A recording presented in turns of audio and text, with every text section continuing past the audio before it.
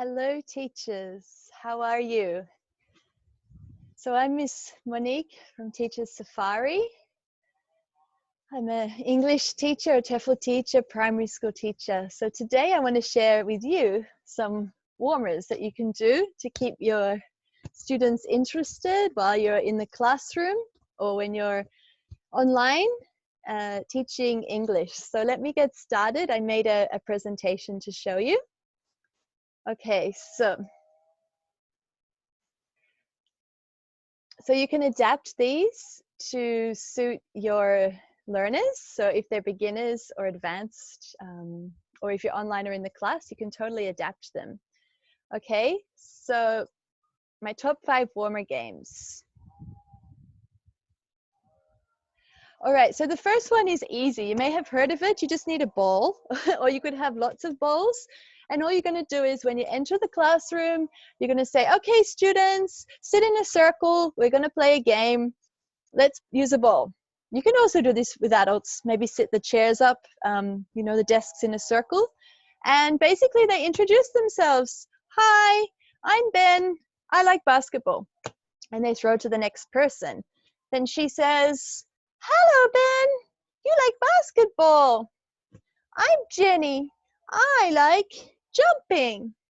And they pass around. So they're practicing to say their name with an activity, practicing the letter sounds. If they're still beginners, you might like to slow the game down and say, hi, I'm Ben. I like basketball. So you could adapt it like that. For online, you can do what I'm doing with you now. Just get some letters in a bowl and you can pretend with your student to play like this to make it more interesting. You might need to have some pictures if they don't know many, like a bee, a basketball, a bunny, some words that they could choose from if they're beginners and they can't really say much, It really just depends on your students. But if they've done it once, you could do it at the start of the next lesson and they will be able to pick it up faster as well. And you may even want to use like different themes, like this is basketball and jumping as sports. You could do a theme depending on their standard. Okay. So the next thing I say is to use some pictures as stimulus. So when you're entering the classroom, you could have some pictures up on the screen like I have now, and you could ask children or students or whoever they are to walk around the room and just talk with each other and talk about the pictures. Like, I see a watermelon. What do you see? I see something that's purple. Oh, yes, it's berries. You could put the words as well, like watermelon in the word watermelon. This was based off the 5 senses. So maybe in the previous class, they were learning, about I can see, I can hear, I can taste, I can smell. So they could be doing something like this, like, oh, watermelon. I can taste the watermelon, like this. It just again depends on your learners, but the idea was just to show you to use lots of visuals, especially when you're online teaching as well, because you've just got your little screen and an activity that's there. So visuals are really important. Okay, find someone who. So for this one, you can prepare some cards. You could just have pieces of paper with like cards written, or just have some cards like, oh, I've got some cards, we're going to play today, to make it a little bit interesting. So you can write 10 different things on the card. So you might say, card number 1, find someone who has met a celebrity. Find someone who has been on TV or radio. Find someone who has sung in front of the class. Okay, and so they get their cards, and it depends on the level. So for a beginner, you might have a card with a picture of a celebrity, like that. And they could walk around until they match somebody. I mean, nobody would have met a celebrity, but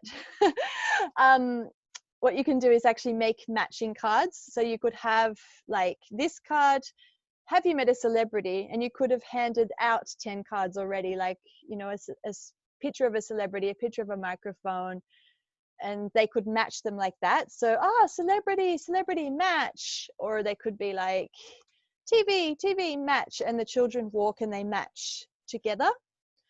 Otherwise, you could just have a standard piece of paper and just write different questions, maybe not celebrity, but maybe some other types of questions like, have you done your homework today? Have you visited a neighbor? Or something easy that they can walk around and ask questions. So it says 10 questions.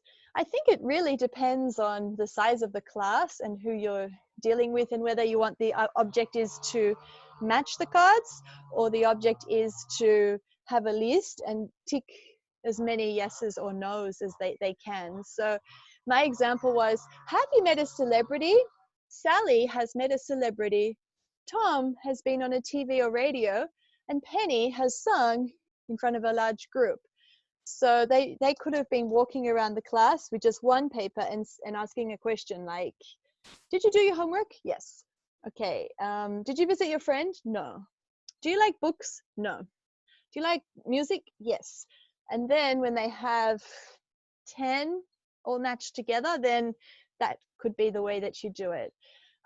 When you're working online, you could just play it like a warmer game, just, visuals again, just even for adults, like just ask them some questions like a stimulus, like starting games, like it could even be like for adults, like, what's your favorite pizza? What's your favorite drink? What do you do on the weekends? Do you like going to the beach? Have you been to the mountains? And you can talk back and forth, conversation. That could be a way of doing it. Okay. The next game is called True or False, or I've also heard this one as 2 truths, 1 lie. Okay, so this is good for learners who already have a grasp of making a sentence. Even a simple sentence like, I love cats, or I like swimming. It doesn't have to be complicated. It can just be present tense, I like cats, or whatever. They get 1 piece of paper. Got my paper. And I'm going to write the numbers 1, 2, and 3. And I'll write 3 different sentences. So I might say, I love pineapples. I hate the beach. I love swimming. And if you need to role model it, you could have it written on your board, I like swimming, or I like, and they copy and fill in a word, or I don't like, and they copy a word. But the more advanced will be able to write just 3 sentences. And then 2 of them need to be true, 1 is false, okay? So what they will do is, in my example on the screen that you're seeing, it says, I love cats. I have been bungee jumping once. I enjoy surfing. Okay, they will, depending on, again, the students, if you want to get them to stand up as a whole class and 1 person reads and the whole class listens, or they could do it with just like a friend, so in 2s, and they guess. So which is true, which is false? I love cats. I have been bungee jumping once. I enjoy surfing.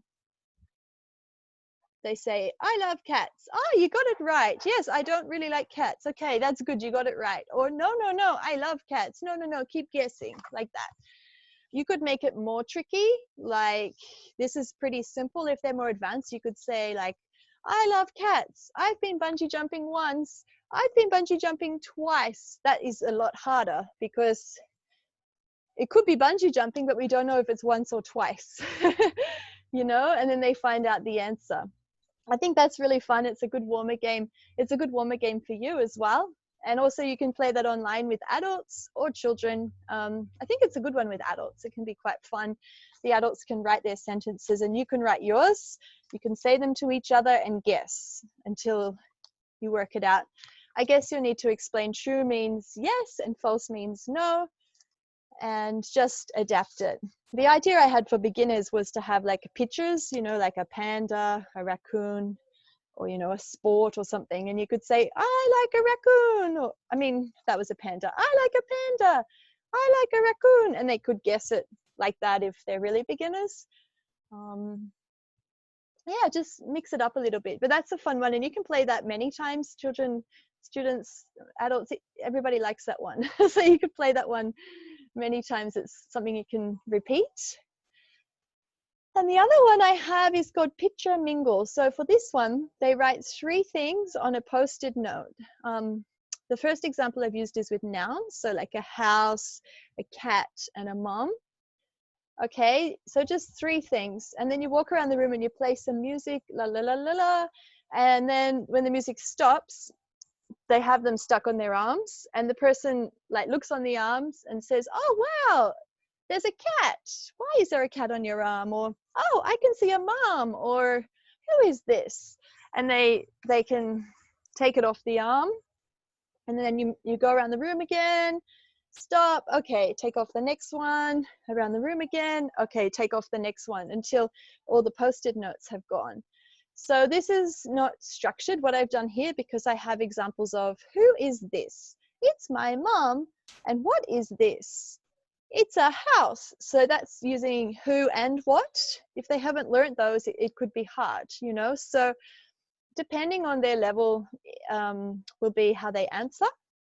So if you wanted to keep it all as animals, again, they could have their animals stuck on their arms, like a zebra, a raccoon, and a panda on the post-it notes with either a picture or the words. And probably more simple words if they're beginners, like cat, dog, monkey. And then you would just simply, when the student says pause, you can say, what animal is this? Or what is this? Keep it simple. What is this? Then they can go, it's a raccoon. Again, dancing, music stops. What is this? Oh, it's a panda. And you could be writing at the start, what is this? It's a. Okay. To make it more complex, you could use verbs as well. So you could have 3 action things, like a sport, like a basketball, running, and swimming. And you could change it with verbs.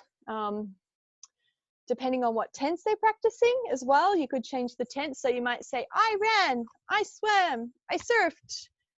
And they have to say the sentence in the correct structure. They could walk in and have the sentence in the tense that you want to introduce, you know, like simple past tense. I've been just describing them all with the present tense. Okay, so hopefully that is a good summary for you to know what we covered today. It's just all about connection.